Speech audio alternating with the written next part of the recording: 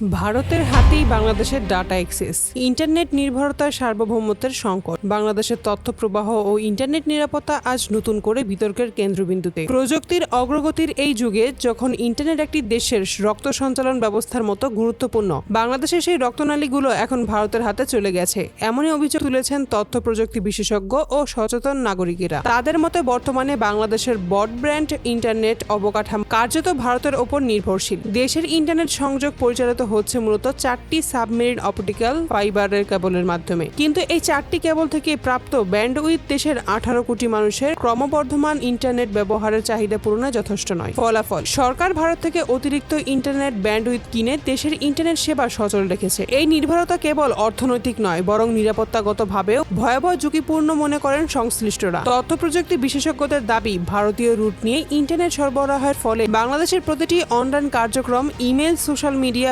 Banking transaction, এমনকি সরকারি ও সামরিক যোগাযোগ পর্যন্ত ভারতের সার্ভার বা নজরদারি ব্যবস্থার আওতায় পড়ছে। তাদের মতো যখন ইন্টারনেটের মূল রুট অন্য দেশের মাধ্যমে পরিচালিত হয়, তখন সেই দেশ চাইলে আমাদের প্রতিটি ডাটা প্যাকেজ পর্যবেক্ষণ করতে পারে। এতে করে নাগরিকদের গোপনীয়তা, রাষ্ট্রীয় তথ্য, এমনকি জাতীয় নিরাপত্তাও ঝুঁকির মুখে পড়ে। বিভিন্ন সূত্র দাবি করেছে, ভারতীয় কোম্পানিগুলোর মধ্যে বাংলাদেশের ইন্টারনেট ট্রাফিক এখন নিয়মিতভাবে রাউট হয় কলকাতা, দিল্লি এবং মুম্বাইয়ের সার্ভার দিয়ে। ফলে বাংলাদেশের অভ্যন্তরীণ যোগাযোগের একটি বড় অংশ দেশ ছেড়ে ভারতীয় ডাটা সেন্টারের মাধ্যমে ফিরে আসে। বিশেষজ্ঞদের ভাষায় এটা ঠিক যেন আপনি আপনার ঘরের টেলিফোনের লাইনটা পাশের দেশের অ্যাক্সেস দিয়ে চালাচ্ছেন। এখানে কে শুনছে, কে রেকর্ড করছে, আপনি কিছুই জানেন না। তথ্য প্রযুক্তি বিশ্লেষকরা বলেছেন, বাংলাদেশ গত এক দশকে ভারত থেকে ইন্টারনেট ব্যান্ডউইথ কিনতে যে পরিমাণ ডলার ব্যয় করেছে, সেই অর্থ দিয়ে অত্যন্ত 8টি নতুন সাবমেরিন কেবল স্থাপন করা সম্ভব হতো। কিন্তু পর্যাপ্ত বিনিয়োগ ও রাজনৈতিক সদিচ্ছার অভাবে দেশীয় সক্ষমতা গড়ে ওঠেনি, বরং প্রতিবেশী ভারতের ওপর নির্ভরতা দিন দিন আরো বেড়ে যাচ্ছে।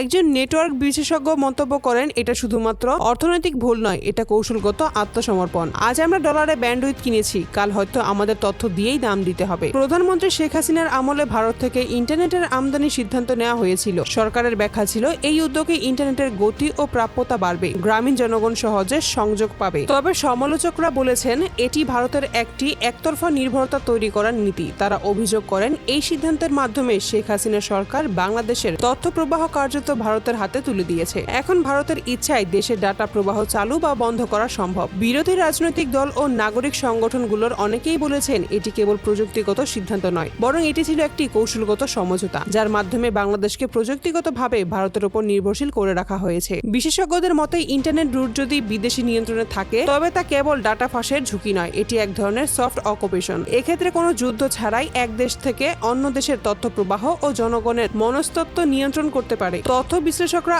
আশঙ্কা করেছেন, ভারতীয় ইন্টারনেট রুটের মাধ্যমে বাংলাদেশের অভ্যন্তরীণ রাজনৈতিক পরিস্থিতি, সামাজিক অস্থিরতা, এমনকি ব্যক্তিগত কেলেঙ্কারি সম্পর্কিত তথ্য সংগ্রহ করে সেগুলো রাজনৈতিকভাবে ব্যবহার করা হতে পারে। একজন সাইবার নিরাপত্তা বিশেষজ্ঞ বলেন, আজ যদি ভারতের হাতে আপনার ইন্টারনেট রুট থাকে, তাহলে কাল তারা চাইলেই আপনার ব্যাংকিং ডাটা থেকে শুরু করে সরকারি ইমেল পর্যন্ত আটকাতে পারবে। সেটা প্রকাশ করবে কি করবে না, সেটা তাদের ইচ্ছা। ব্ল্যাকমেইলের ঝুঁকি তৈরি করা হয়, যেমন ব্যক্তিগত বার্তা, ছবি বা ইমেল ফাঁস করে রাজনৈতিক বা কৌশলগত চাপ তৈরি করা সম্ভব হয়। বাংলাদেশ একসময় নিজস্ব সাবমেরিন কেবলের মাধ্যমে ইন্টারনেটে প্রায় স্বনির্ভর ছিল, কিন্তু বর্তমানে দেশের অভ্যন্তরীণ ট্রাফিকের বড় অংশই বিদেশের রুটে নির্ভরশীল। এতে দেশের ডিজিটাল সার্বভৌমত্ব বা ইন্টারনেট স্বাধীনতা কার্যত প্রশ্নবিদ্ধ হয়ে পড়েছে। বিশেষজ্ঞদের মতে, ইন্টারনেট শুধু প্রযুক্তি নয়, এটি এখন রাষ্ট্রীয় অস্ত্রের সমান গুরুত্বপূর্ণ। যেই দেশ নিজের তথ্য প্রবাহ নিয়ন্ত্রণ হারায়, সেই দেশ আর স্বাধীন থাকে না। তারা বলেছেন, এখন সময় এসেছে নতুন করে পরিকল্পনা করার। বাংলাদেশকে সম্পূর্ণ স্বাধীন সাবমেরিন রুট ও ডাটা সেন্টার স্থাপন করতে হবে। দেশের অভ্যন্তরীণ কন্টেন্ট দেশেই হোস্ট করতে হবে। বিদেশি রুটের ওপর নির্ভরতা দ্রুত কমিয়ে আনতে হবে। বাংলাদেশের সাধারণ মানুষ এখন দিনরাত ইন্টারনেট ব্যবহার করে, ব্যবসা, শিক্ষা, ব্যাংকিং, চিকিৎসা থেকে শুরু করে সরকারি সেবা পর্যন্ত। কিন্তু